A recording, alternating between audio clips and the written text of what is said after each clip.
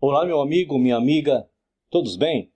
Bom, paramos no vídeo passado sobre o título do O Mestre Disse, arreda Satanás. Você lembra disso, né? Mateus capítulo 16, verso 23, vamos lá. Mas Jesus, voltando-se, disse a Pedro, arreda, Satanás, tu és para mim pedra de tropeço, porque não cogita das coisas de Deus, e sim das coisas dos homens. Conhecemos o plano de fundo. O Salvador tinha afirmado que tinha que ir para Jerusalém para sofrer e morrer. Chocado com essa possibilidade, Pedro repreendeu o seu mestre, somente para receber de volta uma repreensão muito mais dura, claro, né? Mas por que uma repreensão tão severa? E por que foi Pedro chamado de Satanás quando a sua intervenção surgiu somente pelo seu afeto pelo mestre? Por que será? Bom, lembre-se que nos Evangelhos e no Novo Testamento, Satanás é sempre um nome com um significado bem sinistro, não é? Chamando Pedro de Satanás, era como chamar Judas de diabo, só que podemos ver logo que Judas merecia esse nome. Você conhece a história. Não importa quão boas eram as intenções e Pedro estava a tentar seu mestre a desobedecer ao Criador. Ele estava fazendo o que a serpente tinha feito a Eva lá no Éden. Quando o Messias mostrou a sua prontidão em morrer em Jerusalém, Pedro repreendeu. Quase que se pôde escutar a voz da serpente nas palavras lá de Pedro. É certo que não morrereis, né? A sugestão então é que Pedro é chamado Satanás porque ele estava fazendo o papel da serpente, se opondo. Se o Salvador tivesse dado ouvidos a Pedro, a tragédia do Éden se teria repetido outra vez, mas dessa vez com consequências irrevogáveis para toda a humanidade. Claro, né? O Salvador tomou a oportunidade para dar uma lição. Vamos lá, Mateus capítulo 16, verso 24, diz assim. Então disse Jesus aos seus discípulos, se alguém quiser vir após mim, renuncie-se a si mesmo. Tome sobre si a sua cruz e siga-me. Pedro aprendeu a lição. Mais tarde ele foi capaz de dizer o seguinte, vamos lá, 1 Pedro capítulo 2, verso 20 e verso, se eu não me engano, verso 21. Vamos lá. Porque que glória será essa se, pecando, sois esbofeteados e sofreis? Mas, se fazendo o bem, sois afligidos e o sofreis. Isso é agradável a Deus. Porque para isto sois chamados, pois também o Cristo padeceu por nós, deixando-nos o exemplo para que sigais as suas pisadas. Pedro diz isto aí contra si mesmo. Ele tinha se colocado no caminho do nosso Salvador e tentou detê-lo para que não sofresse. Na realidade, o mestre dissera-lhe, abre aspas, vamos lá, não te coloques no meu caminho, vai para trás de mim e segue-me no caminho do sofrimento. Em outras palavras, quando ele disse, arreda de mim, Satanás, ele estava querendo dizer exatamente isso. A semente da serpente. João capítulo 8, versos de 43 a 45, diz assim, vamos lá.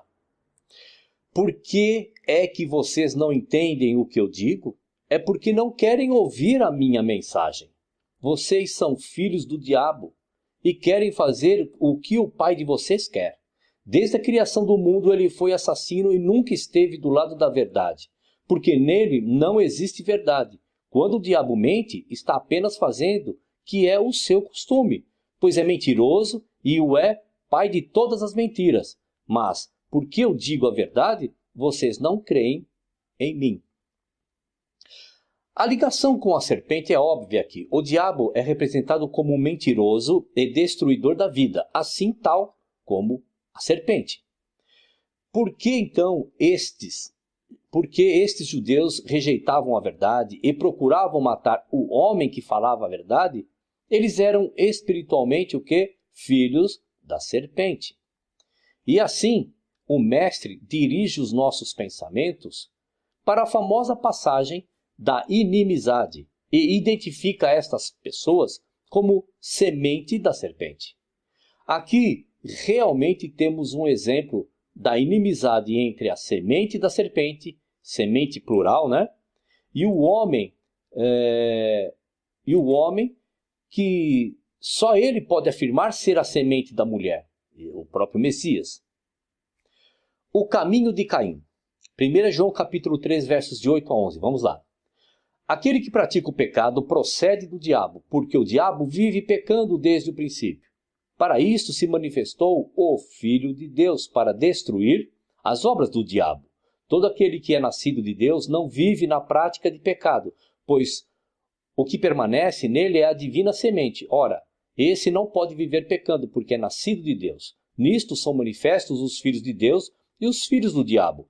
Todo aquele que não pratica a justiça não procede de Deus, nem aquele que não ama a seu irmão. Porque a mensagem que ouvistes desde o princípio é esta, que nos amemos uns aos outros. Bom, embora a semente da mulher consista de uma pessoa, o nosso Salvador, o Messias, uma multidão é trazida para a família do Criador através desta única semente. Existe uma grande diferença entre os filhos do Criador e os filhos do diabo, ou semente da serpente, como podem ser chamados.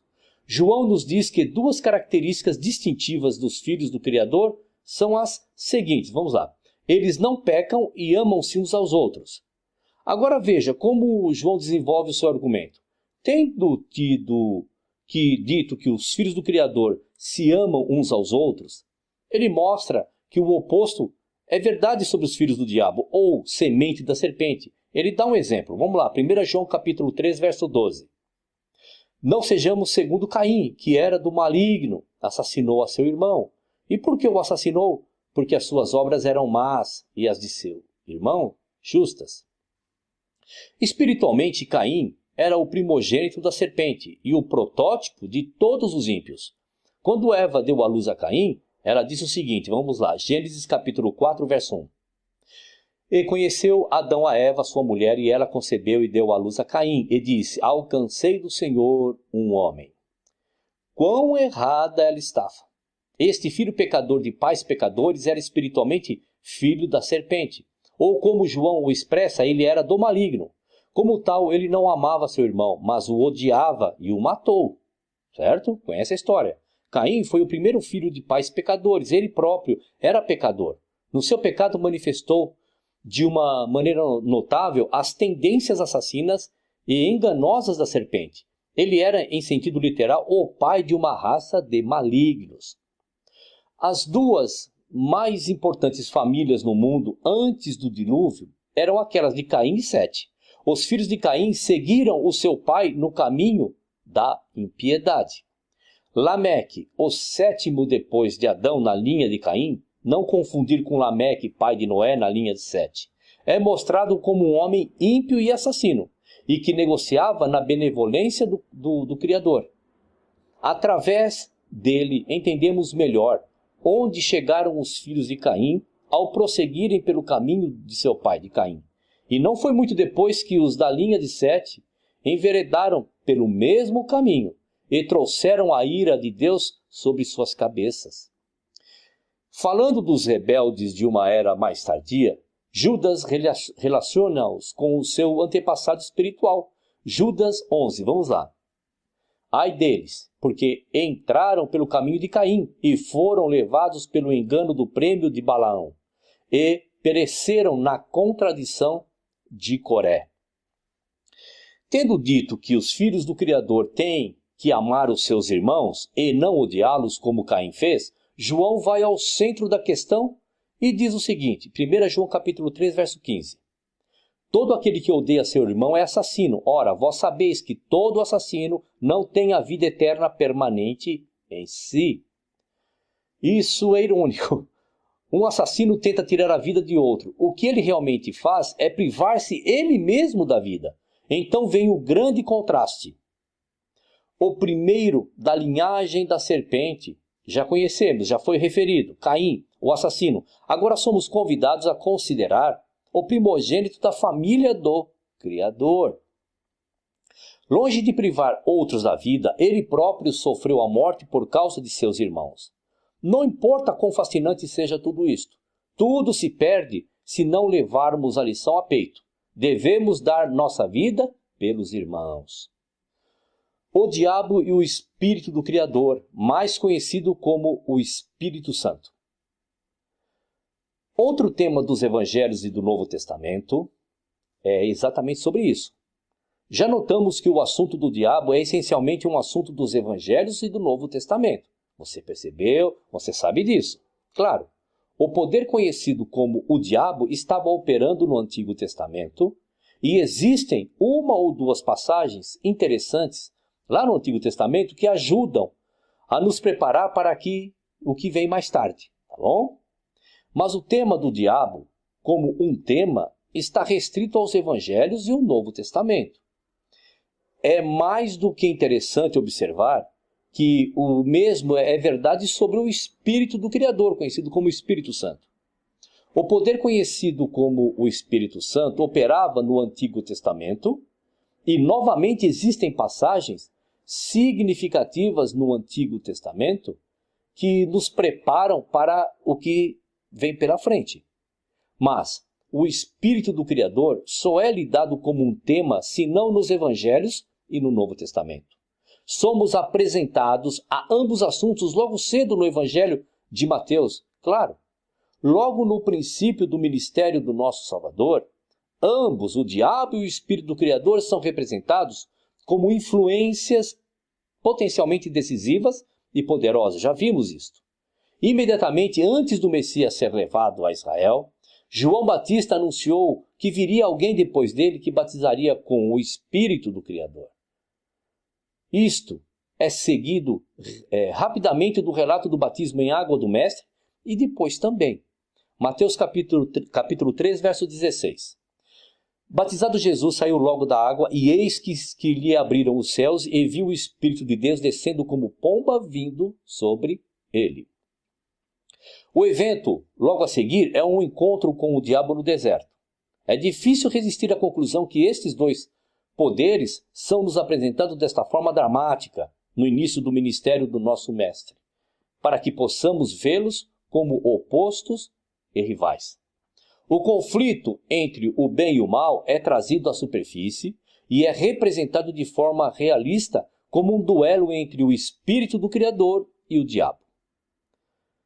Um duelo. Ok, tema do nosso próximo vídeo.